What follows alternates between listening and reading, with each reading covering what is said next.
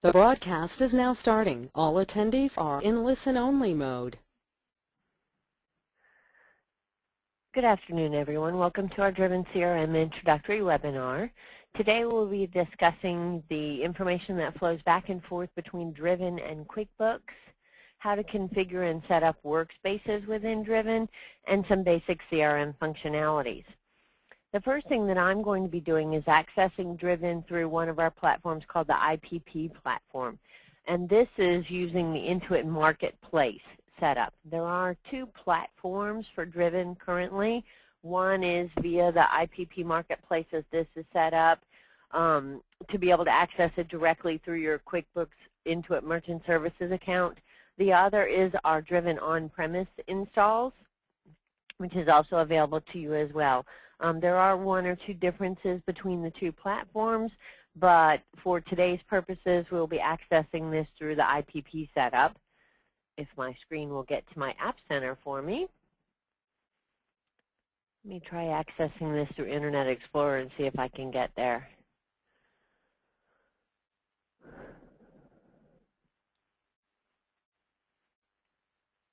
If not, I do have a local login of Driven that we can use as well. One moment here and see if we can get to the App Center. Doesn't appear that it's letting us get there. So let me access everything through my local Driven account then. We'll go ahead and proceed with that. Okay, so today we'll be using Driven as if we were an on-premise customer. Let's go ahead and get my proper login here. Hold on one second. You can use either browser that you like. I prefer personally to use Firefox, so let me go ahead and copy this here. And we'll open this within Firefox. Accessing Driven as if I'm an on-premise type customer brings me to a user login screen with my user or email address and password. These get created at the time you set up employees. So today we'll use the admin login. Right now in my local setup, that one does not have a password at the moment. And now I am logged in to Driven. Right now, let me do a little bit of cleanup here since I wasn't actually going to be using this as my demo. I didn't prepare my database here, so I'm going to delete some of our workspaces so you'll see your screen as you initially see it when you first log in. And the very first time you sign up for Driven via the App Center or your Driven gets installed on your on-premise setups, one of the first things that you'll be prompted to do or gets done is to synchronize with your QuickBooks data file. And doing that will bring all of your information in from QuickBooks into Driven. Okay? And the kinds of information that flow back and forth between QuickBooks and Driven are, here we'll go into here really quickly, under Company Preferences, as an on-premise setup, I'm able to see right down here the type of information that flows back and forth between the two programs. And that is your entire customer file. So that brings your customers in from QuickBooks. We're also able to bring in your vendor file, your inventory and non-inventory items, as well as your service items. So this really comprises your whole item list from QuickBooks, which includes inventory, assembly items, group items, non-inventory, and service items. Okay. Any employees that you might have set up would be synchronized in as well and can be added as users into Driven. Any exchange rates if you're using multi-currencies, your sales tax rates, your price levels, and then some of our codes information, what we refer to as your payment terms, import also from your QuickBooks company file, and your general ledger account list. And this is used for identifying some information in the accounting file setup for connecting to QuickBooks. Okay. So this type of information flows in from QuickBooks. During that initial synchronization process, we typically sync everything. Anytime any of this information gets manually updated within QuickBooks, that would have to be synchronized again with Driven. And there are two ways to do that depending upon your platform. When I am working as an on-premise customer, as I am here, then I access that information through my company setup in the accounting setup menu, and I choose what information I bring in using these checkboxes. When I've chosen what information I want to synchronize in, I save those changes up at the top. If I am an IPP, Intuit Marketplace-based customer, then my synchronization happens under my main menu here, under Options and Utilities. There is a menu for your QuickBooks Data Sync, and that will present options to you of what kind of information you want to synchronize in. But as I mentioned, updating information manually within QuickBooks always has to be synchronized manually into Driven then. And there are some types of information that must be updated primarily in QuickBooks. First in QuickBooks, in other words, and those would be your sales tax rates. Your general ledger account information always has to be updated within QuickBooks. And if you make any changes or asset adjustments to inventory, if you do a physical count or something like that, that information will need to be updated in QuickBooks and then synchronized over here into Driven. Okay. So that's kind of some basic concepts about that communication between Driven and QuickBooks. Let's talk about Driven talking to QuickBooks the other way when information needs to post from Driven into QuickBooks. If you are our on-premise customer, then those transactions happen real-time as you process them. If you are our IPP Workplace customer, then your transactions get queued up into that QuickBooks Data Sync program to be posted over manually. And you can post those at any time during the day. The three types of activities that post from Driven over into QuickBooks are any invoicing type activities where I've marked an item as shipped or I've completed an order within Driven that posts an invoice over to QuickBooks. Second activity are any purchase order receipts or closing out a purchase order would post over to QuickBooks as well. And the third would be using our work orders and closing a work order in Driven, because that can potentially have invoiceable activities as well. And those would create an invoice within QuickBooks. So that information posts over to QuickBooks either when you tell it to under the Options and Utilities. If you are our IPP type customer, on-premise customers, those post real time as soon as you process those transactions. Now let's talk for a few minutes about setting up workspaces within Driven and how that happens and what workspaces are used for. Once your initial QuickBooks synchronization has happened, the first time that you log into Driven here, you will see a screen very similar to this that tells you that your workspaces have not been configured. And workspaces are set up user by user within Driven. They're your way of personalizing and deciding what kind of information you want to see and how you want to see it in the different Driven screens. So you create those yourselves. One of two options for you. The first and top one is to be able to automatically configure my dashboard using this button right here. If I click this button, then Driven is going to create some of our pre-formatted standard workspaces for you, kind of giving you a starting point to begin with. It gives a real fast way to get started in the software, gets you the most common screens that you might need to be using. However, today we're going to talk about actually manually setting up your dashboard using these options down here at the bottom. So we're going to click the new icon in the upper left-hand corner, the blue bar right here. Make that selection, and we'll name our workspace. Workspaces sort themselves alphabetically at the top of your Driven screen here. They're similar to like tabs in Firefox or Internet Explorer. They come into your screen right here. So we'll name this first one My Items. Okay, My Stuff, whatever I want to call it. I like to set this one up as a 3-panel workspace. Now you can choose up to 4 panels available within each workspace, or 4 different screens in each tab that you're setting up, in other words. Okay, so we'll choose a 3-panel workspace for this. And now I see I have a tab called My Items, and I have 3 possible panels to set up here. I need to configure each one of my panels by clicking in where it says click here to configure this panel. What I'm presented with now are different options of components that are available to me to add to my workspaces. Now the components and what you're able to see here is driven by your access role on your employee login. So when you're setting up employees within Driven, you decide what kinds of roles they have available. If I give them marketing, then they would have the marketing campaign component here.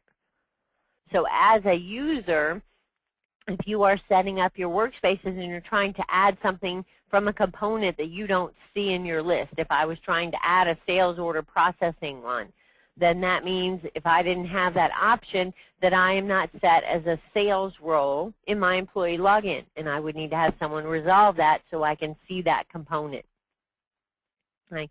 The only component that is generic are the My Items component and the CRM Contacts and Leads components. I believe the appointment scheduler also is not driven by a specific role. So let's go ahead and choose the My Items component here. We'll choose the Next button, and then we get to see what particular panels within that are available to us. Now, My Items means things that are specifically assigned to me. For instance, I want to see maybe in the upper left-hand corner my open tasks, which tasks in Driven are able to be assigned to individuals within the company. And we cover that during one of our advanced sales and service webinars on how to create and manage tasks. So I'll finish that one. Right now, I do not have any tasks assigned to me at the moment. So that component is not going to display anything right now. But at least that particular panel is set up for me when I do have items assigned to me. The right-hand side of this component, let's say that I want to configure that panel. I'm again going to go back to the My Items there, and I want to see any follow-ups that have been assigned to me. And a follow-up in Driven is more like a sticky note or a to-do. It's a reminder of something that you need to do, specifically with a lead or a customer in the database to keep you in touch with that individual. I have no follow-up set in this database either for myself. And the bottom component, I can click here to configure this particular panel as well. We'll go back to My Items again.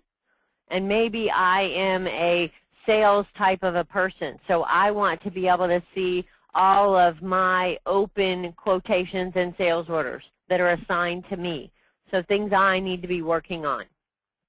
So I'll pick my quotes and sales orders and choose Finish. All right. So I have obviously I have 2 orders that are assigned to me right now as a sales rep. I'm the system admin. Now, let's talk about adding additional workspaces and how you move back and forth between the different workspaces. So if I choose New, again, right next to the name of the first workspace, I get to name my second workspace. And we're going to call this one Leads and Contacts, because we're going to be looking up information within the database in different areas. And we'll talk today as a concept of what Driven means by a lead versus a contact.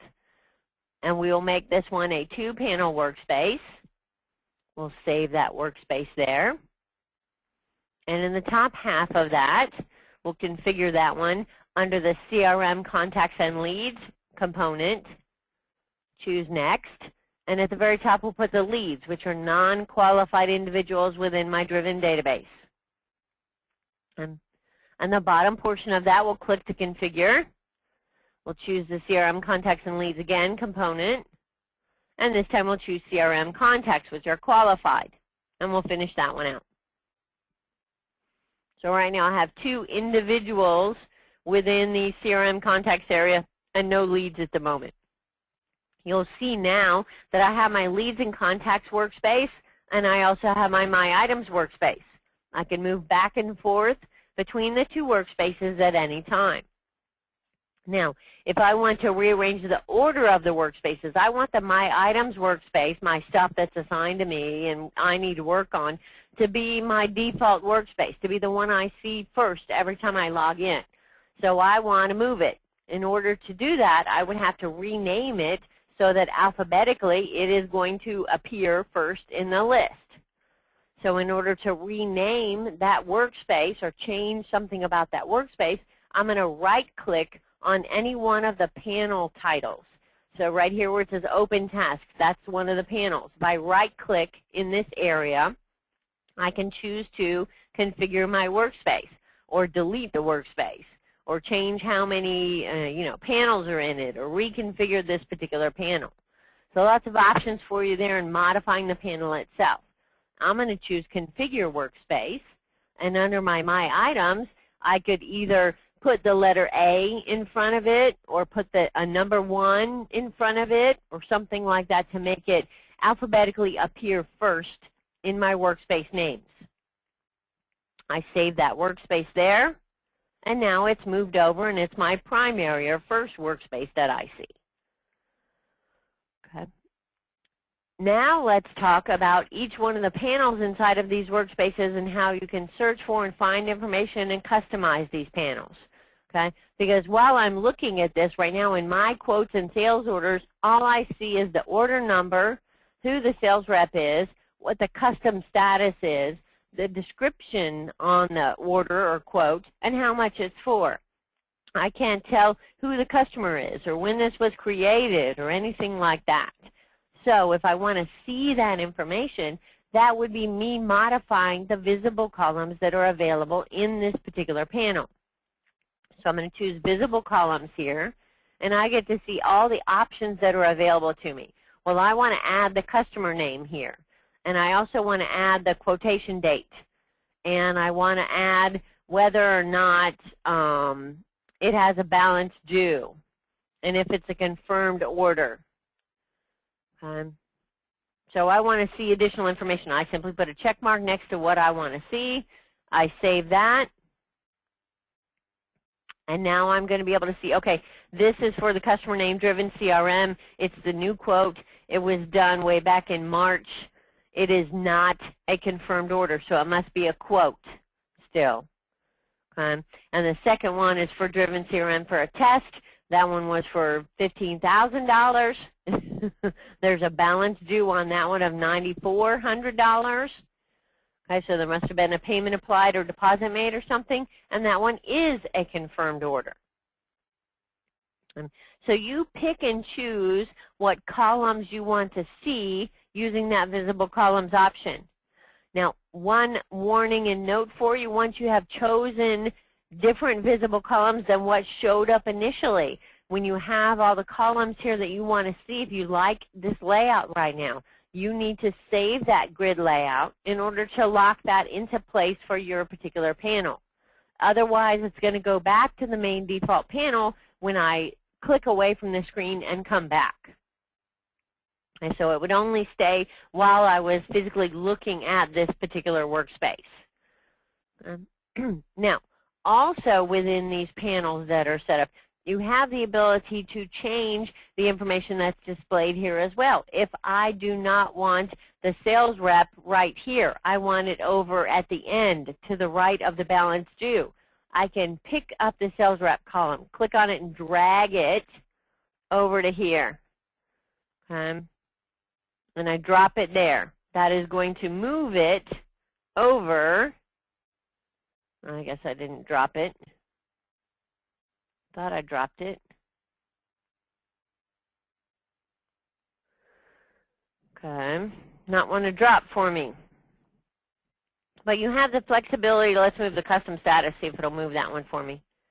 My local installation sometimes acts up, by the way, guys. That's why I try not to use it for my webinars. But you see I moved my custom status over to the very first column that I see here. Okay, I don't know why sales rep doesn't want to move. All right. Now, again, if I like this layout, I like where it is, I can resize columns. Okay, I want to make this column a little bit smaller. I need to make the description column maybe a little bit larger because there's a longer description in here, or my customer names are longer, I want to be able to see that in a bigger size column, I have the flexibility to modify the size of the columns. Again, once I have them set like I want them to, I like this layout, I like where everything is, I'm going to save that grid layout.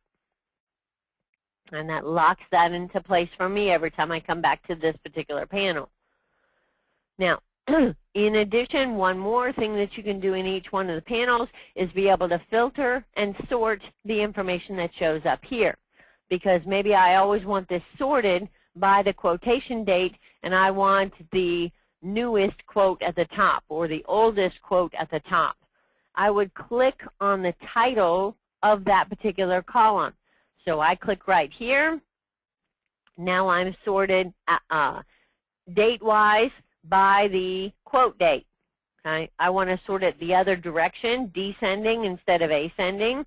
I simply click on it again, and it resorts it the other direction.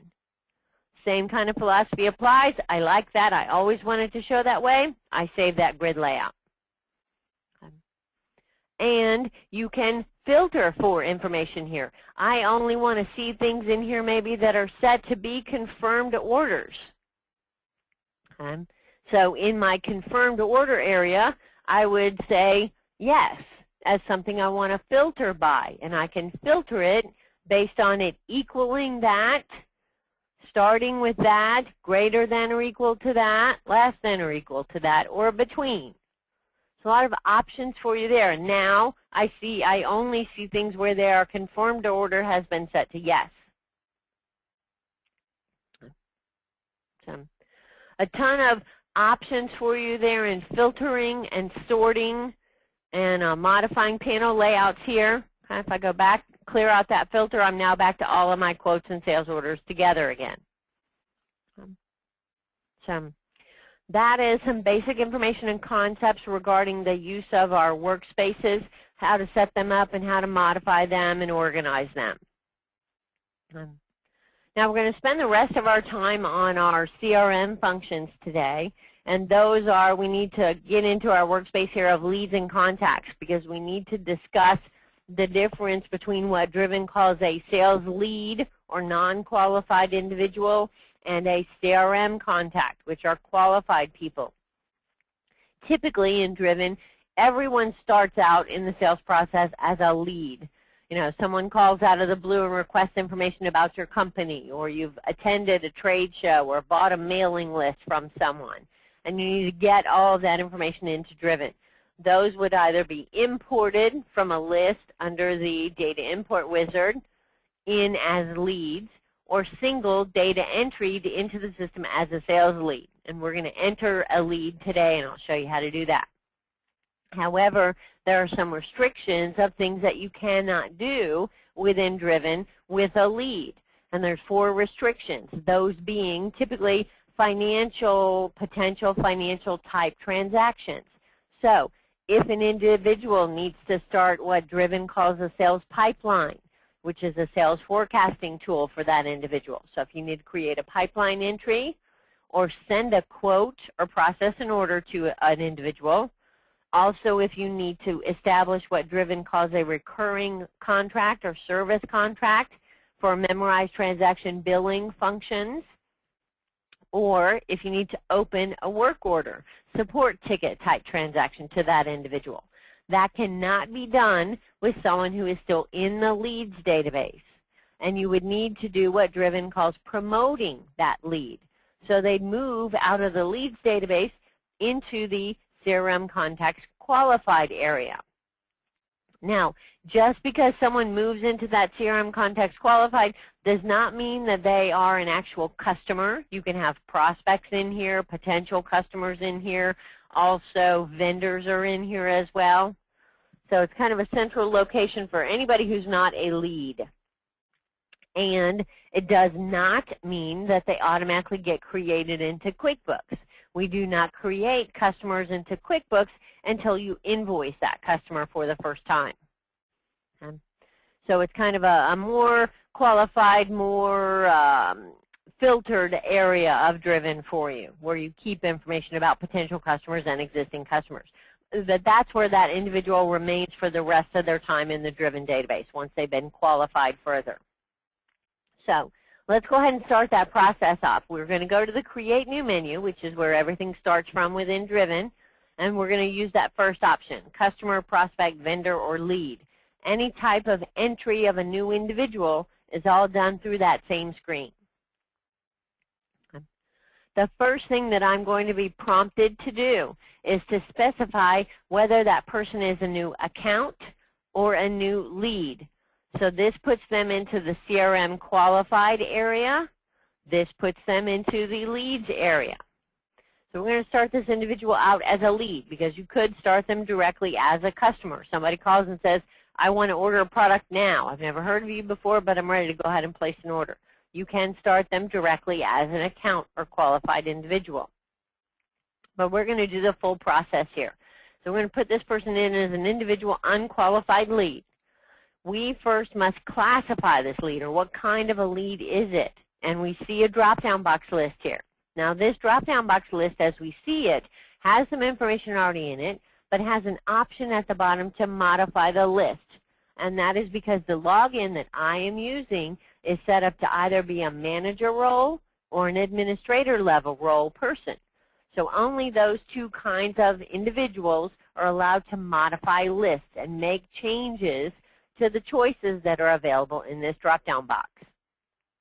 So for now, I'm just going to enter this person as a general lead. Okay. We'll put in all of their company name and address information over here. So this is the Steiner Corporation. Okay, no citation. We'll skip that one. We'll put Sarah in as her name. Her last name is Steiner. Okay, she's the CFO. Her zip code is what it asks for next. And it does this because it is automatically going to populate some of the other database fields in the system automatically. 33578. Or let's do 33608. Okay. That is going to automatically look up in our postal code database. You see it's automatically doing some stuff here that says, okay, that is in Tampa, Florida, in the East Coast time zone, in the 813 area code. So I didn't have to type any of that. It saved all that for me just based on me entering a valid U.S. or Canadian postal code or zip code. So it works for both the U.S. and Canada there. Then I fill in the remaining address information. So we'll do 2600 West Kennedy Boulevard.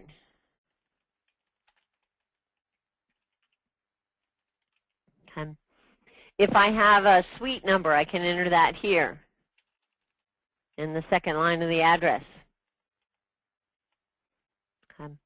I'll leave the city and state as it is. I can pick the country that this particular address is in. The U.S. and Canada, you'll notice, are the only two that are activated by default here. However, additional ones can be activated in the database.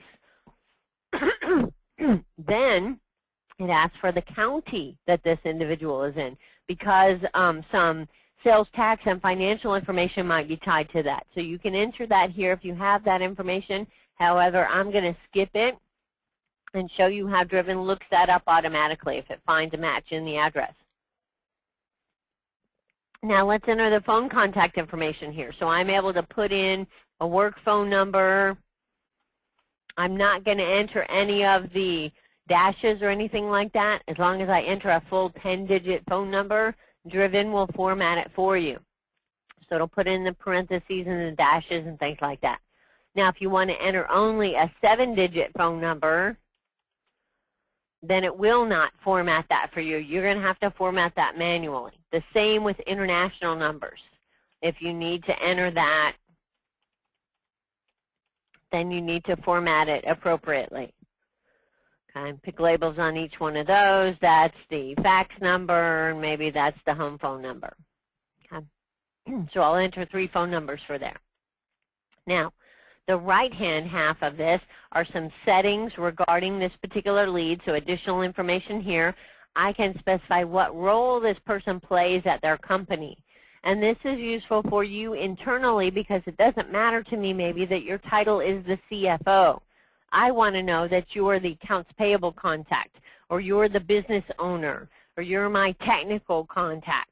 So I'm able to specify roles in here as they relate to your own individual company, which can be set outside of the title field. So we'll put this one down as the primary contact. Okay. The sales rep field here, I can assign it to a sales person right away, or I can leave it blank if I would like to, and I'll show you how to dispatch unassigned leads here in a moment. The source field that's here is linked to, you'll see it's blank. It does not have the ability to modify the list because this is linked to what Driven refers to as a marketing campaign. This is how did this individual hear about me, how they find out about me. So I have to set up the different marketing campaigns because we have different reporting and trackability that's available to you linked to those marketing campaigns. So we'll leave that one as unassigned. We can put in a source note here. We would say that a friend gave her our name.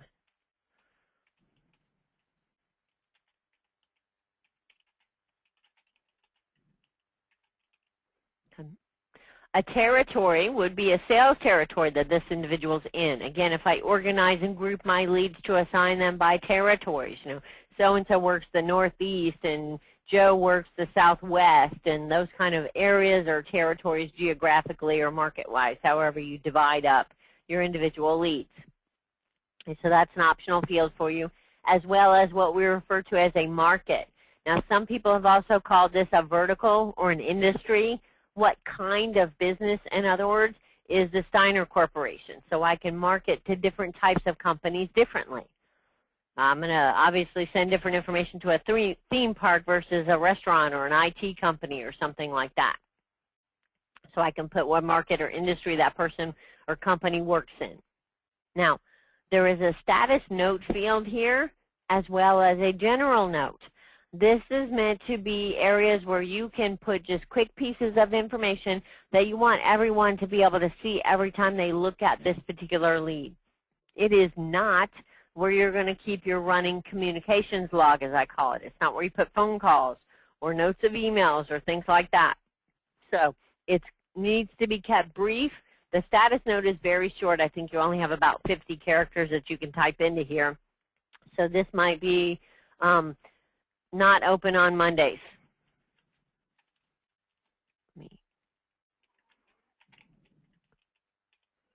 Okay. Also, I want to put a general note in here of this is new construction and will not be completed until November of 2012. So everybody will be able to, when they talk to Sarah, be able to see, oh, hey, Sarah, I see there's still construction going on. Are you guys still on target to be finished by the end of November next year? Everybody would be able to access that and see it very quickly and very easily. Then, last but not least, are being able to input the email addresses for this individual. I can add up to 4 different email addresses for this person. So we'll put ssteiner@steiner.com as her email address. Okay, second, third, and fourth email addresses if I would like. Also, I can enter in her website, her Twitter, Facebook, and LinkedIn, and all those social networking site information. Now, as I was typing this, Driven is checking my database to see if there are possible duplications or possible matches that already exist somewhere within the database. So it does that for me automatically based on the first name of the person, the last name, the company name, the address, and the email address. So any entries that might be exact matches to this or similar to this would show up down here in the bottom, just kind of as a warning. Hey, this person might already exist. You might be accidentally entering somebody who's in the database. So if you had seen a possible duplication down here and it was a real match, you could simply click on that particular lead or account, and it would discard the entries that you've done so far, and take you directly into that account. So you could update it and put in your phone notes or do whatever you needed to do with it. Oh, and we did skip two things in between there. Sorry, when I was talking about the notes here, I skipped the company Twitter account information if you'd like to put that, and the option here to be able to mark someone as opt-out. Okay, opting out in Driven means that this person has requested that you do not send them broadcast emails. So that's that unsubscribe me or remove me from your list option question whenever you're sending out broadcast emails. Okay, and if this person has opted out, if that was set to yes, then anytime I went to do a broadcast email within Driven, because we have the capability to do that, their name would not be able to be selected. And so by default, that's set to no, so Sarah does want to get those kind of emails from me. But if she were to say no, I could come in here and flip that to yes, and she would no longer qualify anytime I try to send those type of emails out. Okay. So I've entered all of Sarah's information here. Let me go ahead and save and create it in the upper left-hand corner. That's where all of our save buttons are, by the way, guys. So anytime you're looking to finish out a screen or save something, that's going to be in your upper left-hand corner. That's going to save my information here and give Sarah a lead ID number and allow me to start performing activities with her now. So now I see all of her information. Well, guess what? It found 2600 West Kennedy Boulevard as an address. Okay, that's in Tampa. It abbreviated Kennedy to W Kennedy. It also found for me the real appropriate zip code of where it should have been with the +4, and knows that that is in Hillsborough County. So it cleaned up and verified that address for me automatically based on it finding a match in the U.S. Postal Code database. And now I can start looking up information about Sarah here and or communicating with her and working with her down in the bottom half of this screen. So let's talk a little bit about the top portion of the screen and what you can see here, because this is viewing information that's already in here. So I can go to Google Maps and see a visual representation of where that customer's address is based upon it finding that address on a Google map. So here's where Sarah is located. Can kind of get an idea of where she's at. You also have the ability to view any tasks that have been assigned to this lead, as well as all the communication history, any follow-ups that have been set. Products can also be linked to this particular lead, because maybe I'm a service-based type company and I want to know what products Sarah already owns that I might be able to service. I can link different products through the action menu here. I would go to product registration and say that Sarah owns this HP printer or whatever products that she has that I might be interested in servicing for her. So I can link those to that lead through that action menu there. Okay. This, if I click on it, though, is where that information shows up and gets displayed and is able to be modified. Also under here are document attachments. Any files that you have linked or uploaded to Sarah's account would show up here. If I'd entered some social networking information, that would show up here and what they've done in there, as well as any custom fields. Now, custom fields are available to you for additional pieces of information that you need to track about a lead that weren't made available in that main lead info screen. And so I can program those in company setup and then fill them in here. Now, while we're working with this lead, I want to make you aware of another useful concept and thing that happens a lot in Driven, and that is our use of multiple windows. Okay, you'll see here I've got Sarah Steiner's information up on my screen here in a totally separate Firefox window. Okay, I can pick it up, I can move it around, I can minimize it, I can leave it open all day, do whatever I want to with it. When I minimize it, it goes down into my taskbar here is another one of my open windows.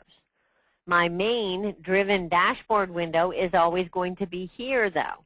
That is the only window that you're going to see that has your tabs across the top of the screen and has the ability for you to open other websites. Okay. You can have as many different windows open within Driven at the same time. I came back here to my main Driven screen. I want to open up this DrivenCRM customer. I open them up. Boom, there's their information here. Okay.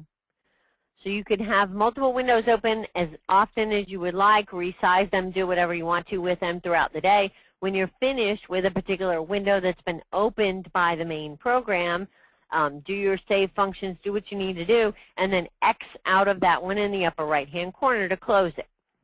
Okay? But you do not want to just X out of your main Driven window. You're going to want to log out. And that'll get you logged out of the software and get your license freed up and everything like that. So be aware that from your main window, you want to go ahead and log out before you X out of the software to release your license and free up that. Now, let's work some with Sarah and begin communicating with her and doing functions with her and working with her. So while she's here up on screen, down in the bottom portion of my screen, what would you like to do? Or from my action menu at the top, whichever I prefer to, I'm going to begin working with this particular individual. So I'm going to first send her or log a phone call with her. Oh, I called Sarah, and I want to put in my notes here. So I designate whether it was an inbound call, she called me, or an outbound call, who the phone call was with. It knows since you were on Sarah's lead that it was with her. What phone number did you contact her on? Here's all of her listed phone numbers currently. Okay, so I talked to her on her work phone number.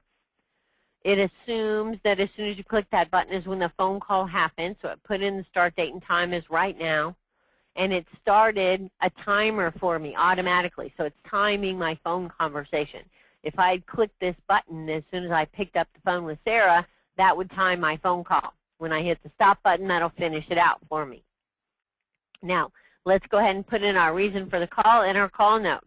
So this might be my intro call. And we talked about new construction and when it will be completed. Not ready for a quote yet. Call back in 6 months. Okay. So I take all of my notes and put in the details here. You can type as much or as little as you want to. You can spell check it. Okay. Do all of that. Make the things bold, underlined, anything like that that you want to do. When I finish with my conversation, I'm hanging up the phone with Sarah. I'm going to press the stop button. Okay. If I had been using that timer feature, Driven will tell me that you were on the phone with her for 1.5 minutes. Okay. Quick conversation, that was it. However, we do realize that you might not be entering this phone call live as you're taking it. So you're coming back, let's say this phone call really happened yesterday. So it happened on the 18th at 1 o'clock in the afternoon. Okay. And I was on the phone with her for 25 minutes. I can record that here. Now, where this information is going to become useful and start giving you some results is the fact that now you will be able to see how much effort you've put into working with Sarah. You can see that you've spent, 4 hours on the phone with her, or 6 hours over the past 6 months, and she's still not ready to do anything. So you get some productivity type information out of here by entering the amount of time that you were on the phone. So we'll save this phone call entry here. And any type of communication entry that's entered within Driven, when you save that, is going to prompt you to establish and set up a follow-up. And a follow-up, as I mentioned, is comparable to a sticky note or a next step. It keeps you in communication and keeps the ball rolling with this particular lead here. So I want to say, now I can see here my original message was that we talked about her new construction. She doesn't want to call back for 6 months. But I'm going to go ahead and set up that I need to send her an email next week maybe. So we'll put the type in here as a callback. Again, I can modify that list and add additional choices to say send email or whatever. And when does it need to happen? Driven assumes that the majority of your follow-ups are going to be done in a 24-hour kind of a turnaround. So it preset this date to tomorrow at 4 p.m. However, I can go back in here and say, you know what, as I said, it needs to happen on Monday, and it needs to happen at 10 a.m. And I want it to say, send email with pricing. Okay? So that's what needs to happen, the detail of it. And I could have set that for someone else within my company. Maybe I'm not going to be here on Monday. I need John to do it, or I need Barb to do it. I can ask for them to do that follow-up and start getting in touch with that lead. So we'll save that particular one. I want to save it assigned to me so you guys see where it shows up on my follow-up screen now. And now in my main lead screen, under my Communications tab, I have some history of that phone call that was put in. I also, under the follow-ups menu, can see that there's follow-ups that's set for the Steiner Corporation to send an email with the pricing info, and that's supposed to happen on the 25th at 10 a.m. Let's say for now that I'm done with Sarah. I'm going to go ahead and close out her window here, come back to my main Driven screen, and go to my items. I'm going to see in my follow-ups any follow-ups that are due within the next 60 days or haven't been completed yet. Because as I mentioned, when comparing a follow-up to a sticky note, yes, I am supposed to do this on Monday the 25th. But if I don't happen to get it done on that day, it's going to stay on my follow-up list here until I come in and say that I did it, okay, and actually performed the action. So when I'm ready to go do that, let's say that I'm going to now go ahead and send that email out. So I'm going to double-click here where it says the Steiner Corporation follow-up to modify or edit this. Now I can change the date, change the time, change the assignment, do whatever else I want to, but I am going to go ahead and clear this follow-up. I'm saying that I finished this particular action. So this is ripping the sticky note off the desk. And I say yes to this, and then we actually get an action that we can perform now. So I'm going to tell Driven that I want it to start an email for me. Okay. And it will do that automatically. So now when I save this, that follow-up gets cleared off my list of things that I'm supposed to do, and the email communication screen starts up.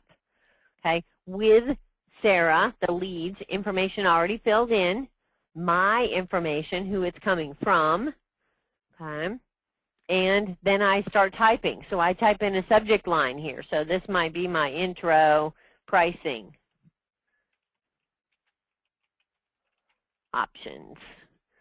Okay, and I can say, you know, dear Sarah, here's our pricing.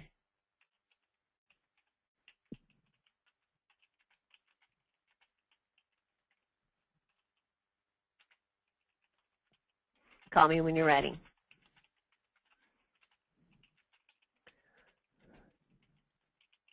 Okay. Additional options that are available to you within our email communication screens. I have the ability not only to send it to Sarah, but maybe I need to send it to some other individuals, or I need a carbon copy or blind carbon copy people. So if I want to carbon copy somebody within my own company or anybody else that's already in Driven here, I'm going to click on the three little dots next to the CC option and say that I want to carbon copy Barb, okay? Barb from my company, one of my individual employees here, okay? So I double-click on her name, her email address got added to the list. I can also copy other customers or other people that already exist within my Driven setup. So I have somebody at DrivenCRM called Barb Fiddler. Oh, she doesn't have an email address. So I can't add her, apparently. Let's see if Joe has one. No. As I mentioned, this is my test local install, so I don't have a lot of stuff in my database here. But anybody you could look up and add their email information to that CC list as well. I will say that my selection is complete here. Return back to my main list. There's my Barb Fiddler's email, which she doesn't have one, so that's blank. I'm going to go ahead and do that. You also have the capability, if you would like, guys, to manually type information in here. So I want to send this to trainingcenter.drivencrm.com. That's who I'm carbon copying. Also in our email information screens, you can add attachments to here. So I want to attach a file with the pricing. Okay, so I'm going to go to my Documents folder. This searches your local hard drive here, and you're able to attach any of those document files. And I'd send that email. So now that email goes out, and guess what? I'm going to get prompted if I want to set another follow-up. Okay? email went. Now what do I need to do with her? Do I need to call her back again? Do I need to put together a quote? Do I need to do nothing? If I need to do nothing, I'm going to say no follow-up is required. Go ahead and close this window and close this out. So now I come back to my main Driven screen. Now I've done this action, so I need to refresh my main Driven screen to get that updated. And now I do not have any pending follow-ups that I haven't finished out. Okay, everything's been completed. I've done all those. Okay. Let's go back and look up Sarah under my leads and contacts, though, and do a little bit more with her. So I'm going to open up her lead information screen again here and see now under my communications tab that I've got that phone call that happened, that email that happened, and there was a follow-up that got cleared. So this is the full history of everything that's ever gone on with this lead. Okay. Other activities that you can do with this lead are being able to set up what we call a task or to-do. Oh, wait, let me not skip anything. Being able to set up another follow-up, because just while looking at Sarah, I see, hey, there's no follow-up set right now of anything that anybody's supposed to be doing. This one has been cleared off. So I want to set is cleared, set to yes. I can see that that's already been taken care of. Okay, so there's nothing out there pending. I could schedule another follow-up. If I said that, I get one of my main follow-up screens again. Okay, what's your next step? When do you need to do it? Who needs to do it? A task or to-do, just really quickly, let's set one, is similar to a follow-up in that it is something that is linked to Sarah's account, but is typically more project-oriented and not necessarily directly communicating with Sarah. Maybe I need for somebody in my company, I need for John to do some website research.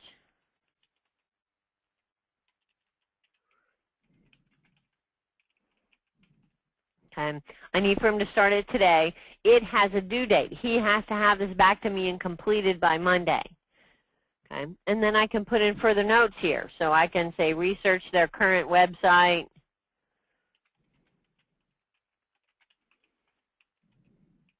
Find out who designed it.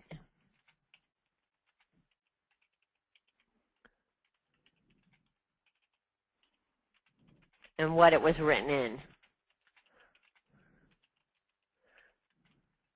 Okay.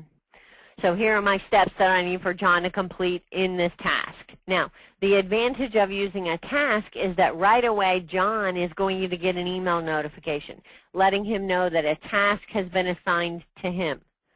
Okay, and that is linked to Sarah's account. So everybody will be able to see under task assignments that John is supposed to be doing website research. And it was assigned to him by the system administrator. Now, the only two people who can modify or update this task are the person who created it, me, the system administrator, and the person who it's assigned to. So everyone else has the ability to see it, but only John can update it or I can update it. Okay. Then when it gets finished and John does all this, he's going to open up that task. He's going to mark it completed by putting in a completed date.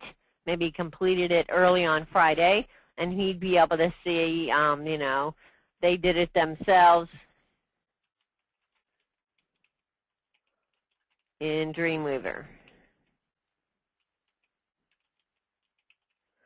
Okay, so those are his notes about that. He saves those changes. Now, the system administrator, there goes my local install there. System administrator would now get an email notification that says that her task has been marked as completed, and she'd be able to see what John did and know that that's been done and finished out and finalized. Okay, so that's the difference between a task and a follow-up, really. Dispatching this particular lead would be in that case where we have never yet assigned a sales rep to this account. So right now in my lead information screen here, when I'm looking at the details of this lead, the sales rep is still set as unassigned. And I'd have two choices here. I can come in and say, you know what, I'm going to give this to John, and I can save it.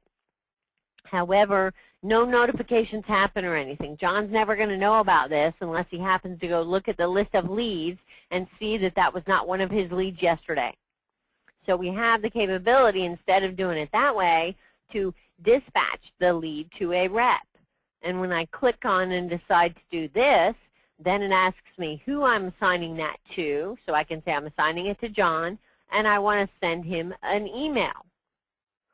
So if I click Notify via email, then I can say, John, new lead.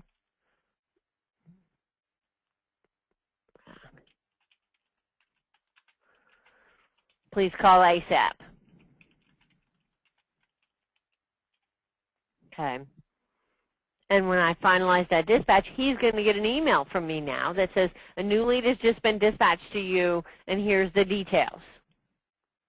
And his name now gets saved as the sales rep on that particular lead. So it gives you the ability to let that rep know that they've got something new that's been assigned to them. Okay.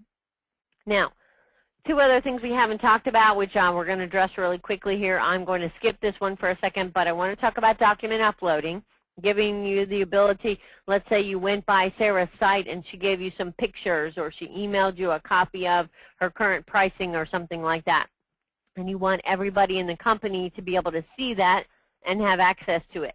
So you would come here to the document uploads. You'd put the document into a category, which I'm going to be forced to create a category here. Hold on a second, because it won't let me save without one. Okay. So that's how fast it is to modify a list, by the way, guys. So I'll put it into the pictures category. I put on a description, so these are the site pictures. Since it can be any type of document, maybe it's her financial documents or a non-disclosure agreement or something like that, I don't want everybody in the company seeing it, I can put a password on that. So then they would have to type in the password to view it, and I would confirm what the password is here. Okay. Then, over on the right-hand side, I pick my actual attachments. So I'm going to come in here and say, okay, here's the file. Here's where it is. So know that I've got an Oasis logo JPEG here. So let's put that picture in there. I can do a second one as well. So here I've got my other logo in here. There's another logo GIF file. Okay. So those are two pictures of the site, let's say. When I process those, that is going to permanently link them into Sarah's account underneath the document attachments. So now everybody has the ability to go see those. I want to look at this picture. Okay, so there's a logo large one. I want to see it. Well, I double click on that particular document attachment, and then I say I want to download it. Now, no limit to the type of file that you can upload. It can be a PDF, an Excel spreadsheet, a picture, a Word document, whatever. But if I don't have Word, then I'm obviously not going to be able to open or download that Word document file. So just be aware of that. So I'm going to open it with Microsoft Picture Manager. I say OK. It downloads. There's the picture itself. Okay, so fully functional copy of that picture in whatever format. It's a Word document. It's a whatever. I don't have to keep it on my hard drive anymore because it's stored in Driven here. It's actually been uploaded to the server. Okay, not just a link to it, but the actual file is put up there. Okay. So everybody would have access to that. Now I want to spend just a moment or two, running just a second long here, but we started a little bit late, under this promote and quote option. This is the final step of a lead in the Driven software. Because once I've gotten them to that point where one of those 4 potential financial transactions needs to happen, then I have to move Sarah out of the leads database and promote her into the qualified CRM area. So I'm going to choose to promote and quote here. That's going to move Sarah and all of her history into that CRM area. And I need to pick an account type for her. So what kind of a category is she moving into? She's going to be a prospect now, let's say. And I also need to identify what her sales tax rate is going to be, because I'm potentially quoting her or invoicing her now. So I'm going to tie her to Florida sales tax, and then I save and finalize. Now please be aware when you save and finalize this option, that is something that you cannot undo. That has now moved Sarah and moved all of her history and all of her information from that leads database into the CRM area here.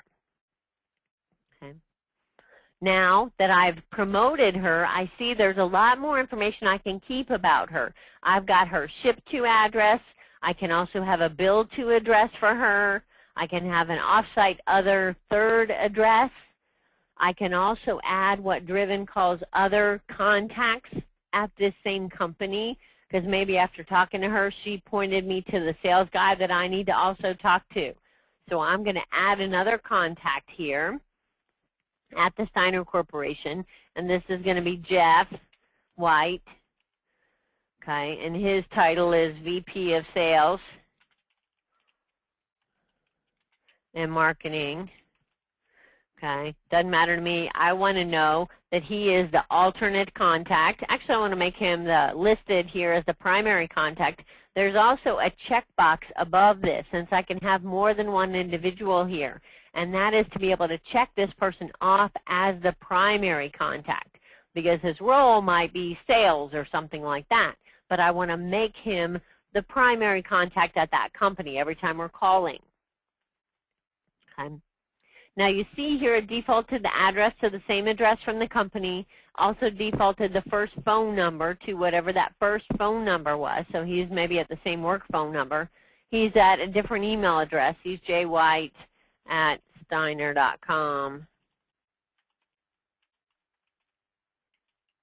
Okay. Different Twitter information if you had it, all that kind of stuff is available to you. And then I would save that. So now when I'm communicating with the Steiner Corporation, I'm going to be able to see there's Jeff White, who's the VP of Sales and Marketing. He has a little star next to his name because he's designated as the primary contact.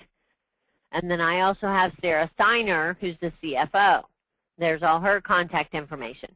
And I can work with either one of these individuals when I'm logging phone calls or sending emails. So I'm going to click email here. I need to go to my recipient list, and I can see, okay, I can send to Jeff, or I can send to Jeff and Sarah. Both their names get added to the email list there. A similar kind of functionality when I'm going to log a phone call now. So when I press phone call, I'm going to be able to say, who was that with? Was it with Sarah or was it with Jeff? Okay. So I'm going to say it was with Jeff. Here are Jeff phone numbers, okay, and start logging in that information. Now, all of my previous history with this particular account has been saved automatically. So if I go look in any of this information, if I go look in my communications history, there's everything that's ever happened. Sarah has had 3 communication entries happen, and Jeff's only had 1 happen. So all that's logged and associated to the proper accounts based upon whoever you picked when you chose that phone call option. Okay. Well, everyone, that really concludes our information for using Driven as a basic CRM, setting up workspaces, and the kind of information that flows back and forth between Driven and QuickBooks. If there were any questions that you have during this webinar, I know it's a listen-only type of webinar, but in that panel there is the ability questions option. If you can open that up and ask and type out any questions, I'll try and answer as many as I can.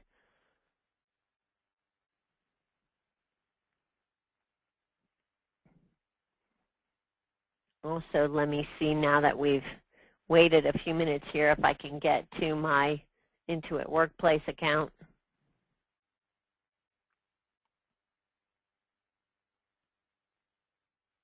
Wow, still doesn't look like I can get into there. So, any questions that you had or things that weren't cleared for now?